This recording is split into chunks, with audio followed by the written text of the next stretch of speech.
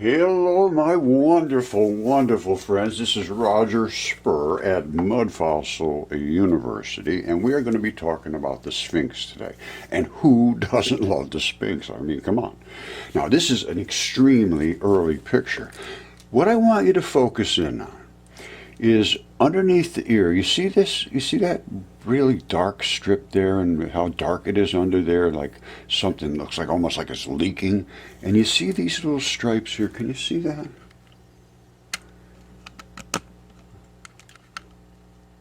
Is that apparent? I hope you can see those little swirls and swishes and so forth coming down. So remember this, and remember those little, that patterning there.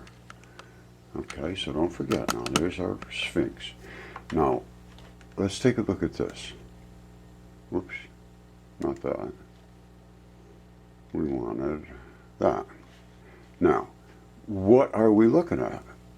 Something leaking down the side next to the ear where blood is the most tenacious stuff on the face of the earth. The blood lasts forever.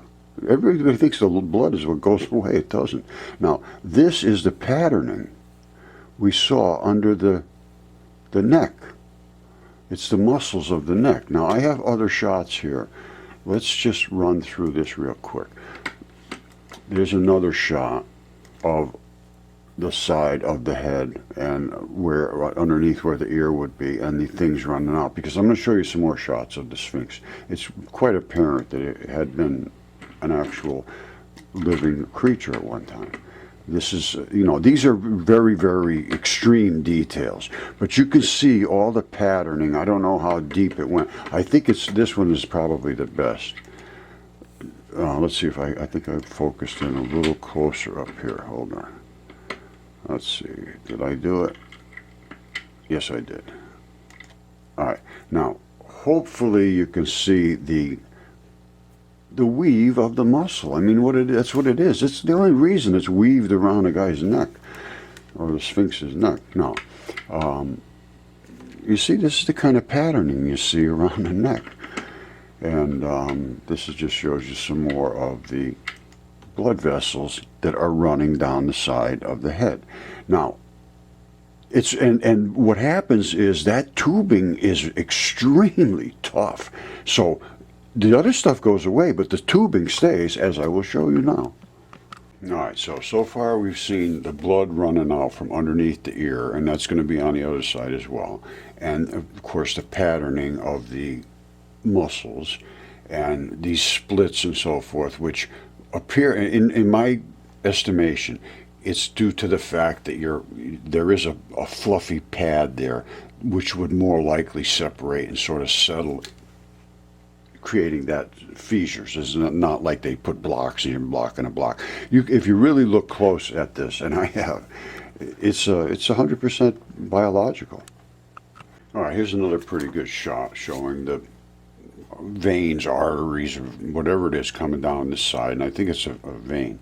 Now, this here, if you can look really close, you see these little dots? You see a dot, dot, dot, dot, dot, dot, dot. That's areolar tissue. I don't know if you can see that close enough with the... Let's see if I can get a good... See those little dots down there? That's what all areolar tissue is. And that's exactly what you would have there, is areolar tissue. Every one of those little dots is one of those little balls in a strap, and so your skin can flex and come back to those little anchors. If this was looked at carefully, I mean, there's no question it can be validated one way or the other. I might be totally insane, but I don't think so. All right, that's right, what's under your skin. Those are those little tiny ball spots, and that lets your skin do this and this and this and come back to where the balls are, just like you saw on the Sphinx. Definitely majestic. The eyeballs, if they looked at very carefully, you'll be able to see.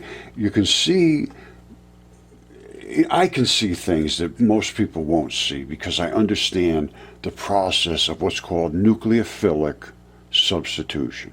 And that is where something has been invaded by the transition molecules that stabilize biology. And I understand it, so it's a little hard to convey that real in a couple of sentences, but basically what it is all your stuff in your body is always continuously giving and taking other molecules in so that you can live. Otherwise, they just lie in there dead. So that's what a life is giving and taking of molecules and atoms and elements. And that's what the periodic chart is. And when you die, nothing here is stable. Nothing here is stable by itself. It has to pair up with somebody. Or, I mean, these are there's a lot to go through. Anyway, just trust me, I never lie and I'm always right. I believe that's blood right there. I'm not certain, but that's exactly where it would collect. And this would protect it from being washed away. I don't know, but I'm telling you, if you get right on site and see this stuff right up close, there's the interstitium again. There's the blood vessel or vein, whatever it is, and this is the areolar tissue, which is the same as the interstitium, and it's sort of that fluffy, sort of movable flesh. Now, they all say this is sandstone. This is just a sandstone head. Well, it's not. Trust me, it's absolutely not. The red and the black is ferrous oxide, which is blood. It's FeO2 and O3, the red and the black blood. Now, this is the nose, which is the cartilage in the nose, and this flesh is splayed away. But you can see what happens is in mud and in fine, platy, polar silicates. Polar means they have a polarity. They want to attach to something. And these molecules in your body also have polarities because they move through your body attaching and detaching to things. When you die, they have to find something to attach to, and they find silicates. That's why they call them sandstone silicates. Now, all it is, though, is it's flesh that has transitioned into silicon molecules that are attached to flesh in this case, and it's always going to be pretty much on the outside. This is what they call feldspar, and that's what they call feldspar. And this goose, even a goose head, see that's the feathers of a goose head, they call that feldspar. It's all the same collagens. Now there's going to be cracks. You see they crack. It's just a natural process of cleavage of molecules as they create a plane. That's why it's hard to explain, but I'll try to explain it on the Sphinx. All right, 10 years I've been studying the chemistry of the transition of mud fossils, and I'm telling you right now, this is the guy's eyeball. That's a tissue that is different from the other tissues. This is the nose cavity, the nasal cavity.